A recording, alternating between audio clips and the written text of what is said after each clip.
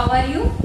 I hope you are fine and good. आज हम हिंदी में कक्षा 8 में पुस्तक वसंत भाग 3 में पाठ दूसरा लाख की चूड़ियां पढ़ेंगे, जिसके लेखक है कांता नाथ जी।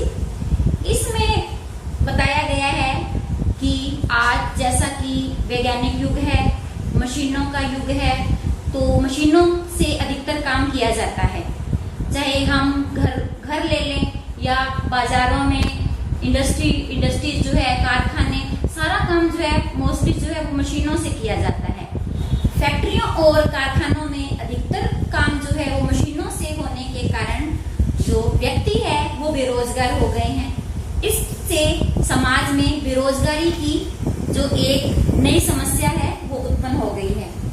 हजारों लाखों लोग मशीनों के आने के कारण बेरोजगार हो गए हैं, क्योंकि जिस काम को 10 व्यक्ति करते हैं वही काम एक मशीन कुछ ही समय में कर देती है। इस पाठ के माध्यम से लेखक ने बेरोजगारी की समस्या की ओर हमारा ध्यान आकर्षित किया है। पाठ अच्छे से समझने का प्रयास करेंगे। तो चलिए पाठ पढ़ते हैं। हाँ तो बच्चों, अब मैं आपको कहानी लाख की चूड़ियों का सारांश बताती हूँ, जिसके माध्यम से आप कहानी को समझने का प्रयास करेंगे। कहानी इस तरह से, लेखक बचपन में प्राय अपने मामा के घर जाता था। लेखक को अपने मामा के गांव में रहने वाला बदलू नामक आदमी बहुत अच्छा लगता था। वह जब भी मामा के गांव जाता तो बदलू के पास अवश्य जाता था, क्योंकि वह उसे लाख की रंग बिरंगी गोलियां देता था, जो कि बहुत ही आकर्षक होती थी। मामा के गांव का होने के कारण उसे बदलू को मामा कहना चाहिए था, लेकिन गांव के बच्चों की देखा देखी वह भी उसे काका ही कहा करता था। घर के बड़े से आंगन में खड़े नीम के पेड़ के नीचे बैठकर बदलू लाख की चूड़ियां बनाया करता था। वहीं बनी भट्टी पर लाख पिघलाकर लकड़ी की चौखट पर मुलायम लाख को सलाख की तरह पतला करके उसे चूड़ी का आकार देता था। आगे से बेलन जैसी पतली और पीछे से मोटी मुंगेरियां होता है, एक डंडा होता है एक हाथ लंबा, जो कि पीछे से मोटा और आगे से पतला होता है। उन मुंगेरियों पर लाख की चूड़ियों को चढ़ाकर उन्हें गोल व चिकना बनाता। तैयार होने पर उन्हें सुंदर रंगों से सजाता। मचिया पर बैठे हुक्का गुड़गुड़ाते हुए बदलू यही काम करता था। लेखक उसके पास घंटों बैठा रहता और उसे चूड़ियां बनाते हुए देखता रहता। बदलू मनिहार था, अर्थात चूड़ी बनाना उसका पेशा था। वह चूड़ी बनाने का काम करता था। सारे गांव की औरतें उसी की बनाई चूड़ियां पहनती थीं। वह चूड़ियों के बदले अनाज लेता था। जैसे कि आजकल हम कोई चीज़ खरीदते हैं तो हमें उसके बदले पैसे देने पड़ते हैं, लेकिन प्राचीन समय में हमें पता है कि ये मुद्रा विनिमय की जगह वस्तु विनिमय चलता था। तो इसी में जो मनिहार जो था ये बदलू, वो भी चूड़ियों के बदले पैसे ना लेकर उसके बदले अनाज लेता था। सीधे साधे स्वभाव का बदलू जीवन भर चाहे मुफ्त में चूड़ियां दे दे, लेकिन विवाह शादी के अवसर पर वह अड़ जाता था और अपने मन माने वस्तु या कीमत ही लेता था। विवाह की चूड़ियों का महत्व बहुत होता है, जिसका बदलू पूरा फायदा उठाता।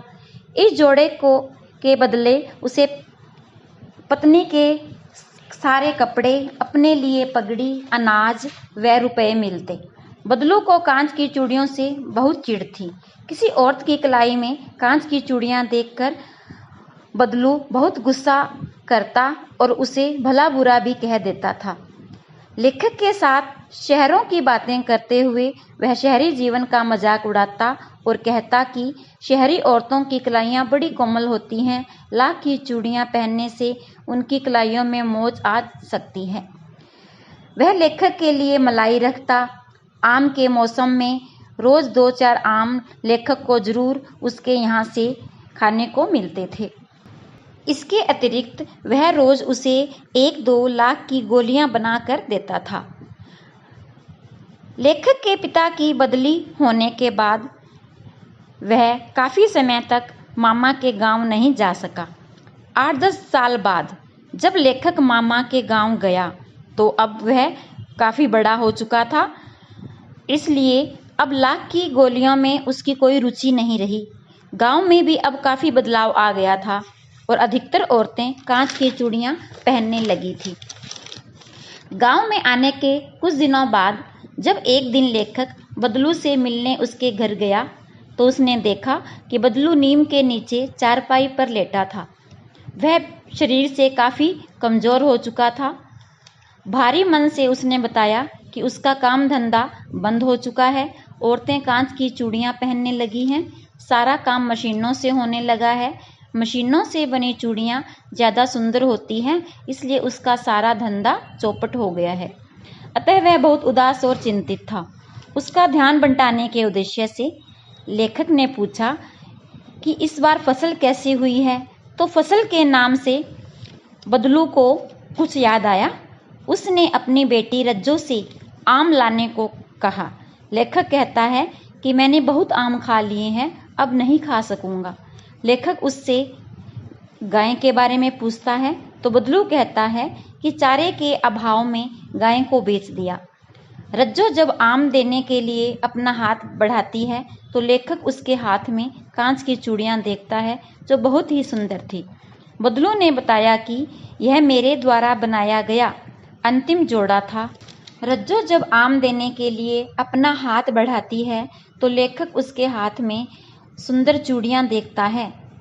बदलू ने बताया कि यह मेरे द्वारा बनाया गया अंतिम जोड़ा था जो मैंने जमींदार की बेटी के विवाह के लिए बड़े ही जतन से बनाया था। कंजूस जमींदार उसके 10 आने ही दे रहा था। स्वाभिमानी बदलू ने चूड़ियां नहीं दी और उससे कहा कि वह बाजार से चूड़ियां ले आई। लेखक बदलू के स्वाभिमान को देखकर बहुत प्रसन्न हुआ कि बदलू सहज ही टूटने वाला व्यक्ति नहीं है, वह दृढ़ इच्छा शक्ति वाला व्यक्ति है।